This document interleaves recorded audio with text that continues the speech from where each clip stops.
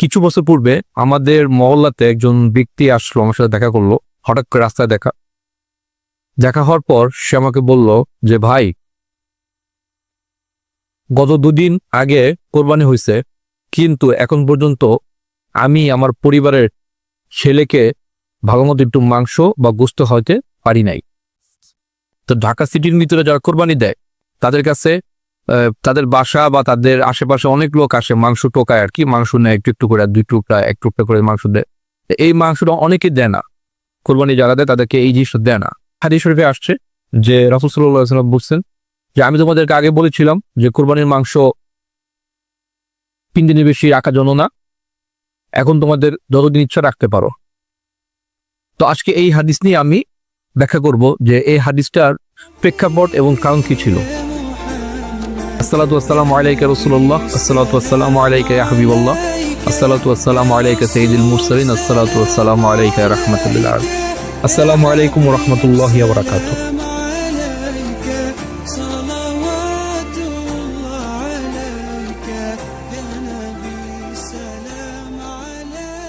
যদি ভিডিওটা ভালো লাগে এবং মনে হয় যে এটা প্রচার করলে কাজে আসবে, অবশ্যই সকলের সাথে ভিডিওটা প্রচার করবেন।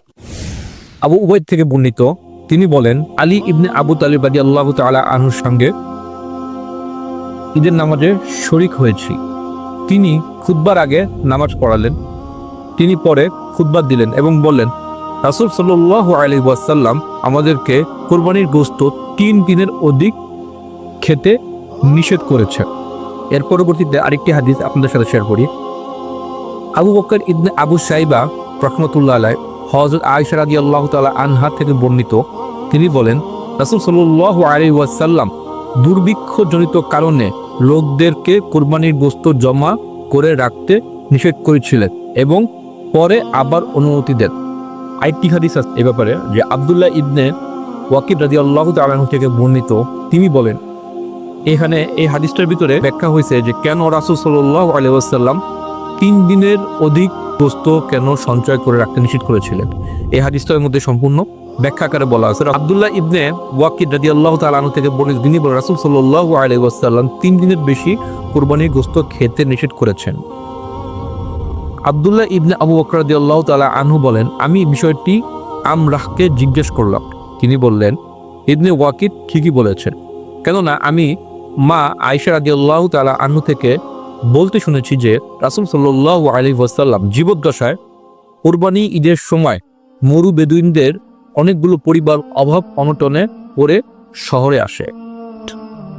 রাসূলুল্লাহ সাল্লাল্লাহু আলাইহি ওয়াসাল্লাম এই লোকদের সাহায্য করার জন্য বলেছেন 3 দিনের পরিমাণ গোশত জমা রাখো এবং অবশিষ্ট যা থাকে তা সদকা করে দাও। পরবর্তীকালে মুসলমানরা বলল, হে আল্লাহর রাসূল, লোকেরা তো কোরবানি পশুর চামড়া দিয়ে মশক তৈরি করে নিচ্ছে এবং তাদের চর্বি গলিয়ে সংরক্ষণ করছে। জবাবে রাসূল সাল্লাল্লাহু আলাইহি ওয়াসাল্লাম বললেন, তাতে কি হয়েছে? তখন তারা বলল, আপনি তো কোরবানির গোশত 3 দিনের পর খেতে নিষেধ করেছেন।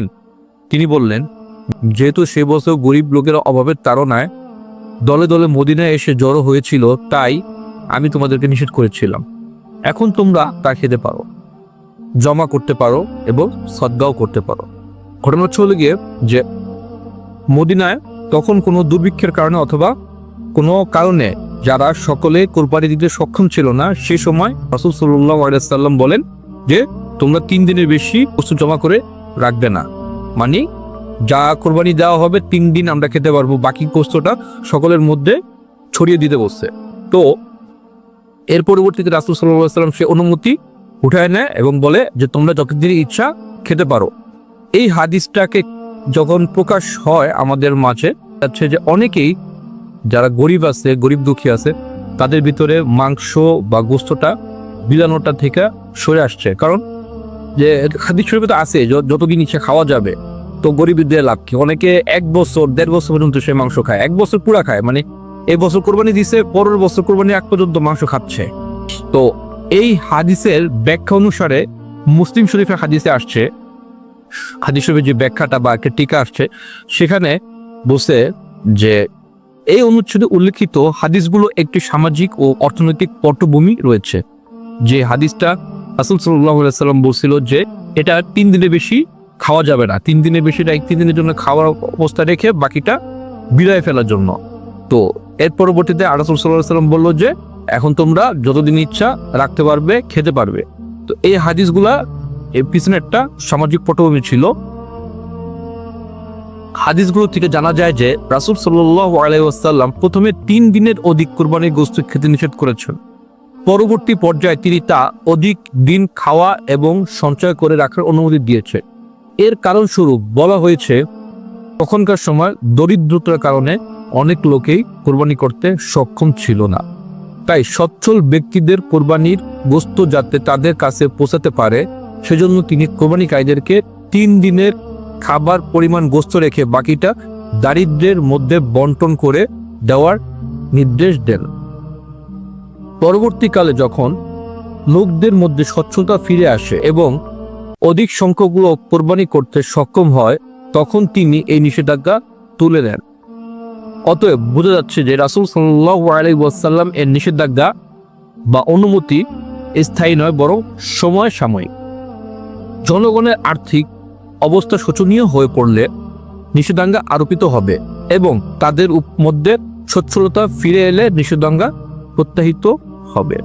এই হাদিসটা সহিহ মুসলিম শরীফের বাংলা অনুবাদ সহ হাদিস, আমি ভিডিও দিয়ে দিব।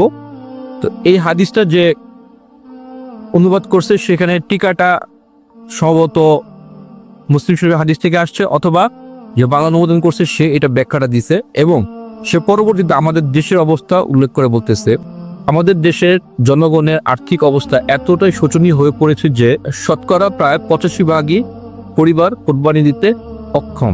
তাই আমাদের সমাজে বর্তমানে হাদিসের নিষেধাজ্ঞা আরোপিত হবে। কোরবানি করতে সক্ষম ব্যক্তিগণ 3 দিনের অধিক তাদের গোশত জমা করে রাখতে পারবে না। এই কয়দিনের পরিমাণ গোশত রেখে বাকিটা কোরবানি দিতে অক্ষম লোকদের মধ্যে বন্টন করে দিতে হবে।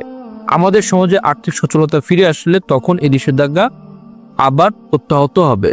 আচ্ছা, আমি যদি একটু সুন্দর করে বলি যে বর্তমান বাংলাদেশের এবং আমাদের দেশের অবস্থা, আমরা যারা কোরবানি দেই এর পরবর্তীতে অনেক আছে আমাদের আশেপাশের লোক কোরবানির দিন আসে মাংসের জন্য, অনেক বাচ্চা আসে, ছোট ছোট বাচ্চারা, তারপরে অনেক বয়স্ক মহিলারা আসে একটু মাংসের জন্য।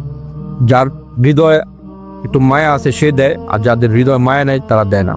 তো আমরা এই হাদিসটা যখন শুনছি অনেকেই মৌলবীরা এই হাদিসটা ভালো তো ব্যাখ্যা করে না, প্রেক্ষাপট বা অবস্থা অনুযায়ী এগুলো ব্যাখ্যা করে, যার কারণে এটা এরকমভাবে প্রকাশ হয়েছে যে মানুষ পুরাটা রেখা দিচ্ছে যে আমি পুরা বছর খাবো আর বাইরে দিব না।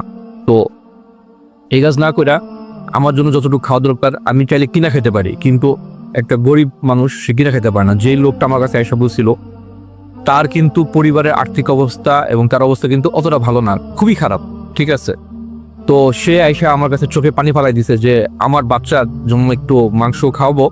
গত 2 দিন হয়েছে আমি আমার বাচ্চারে দিছি, আমার বাসা একটু আসছিল যেটা আমরা 3 জন খেতে পারি না, তো আমার বাচ্চার জন্যই আমরা যতটুকু একটু পারছি। কিন্তু পরবর্তীতে আমার ছেলে আবার বলতেছে বাবা মাংস খাবো না।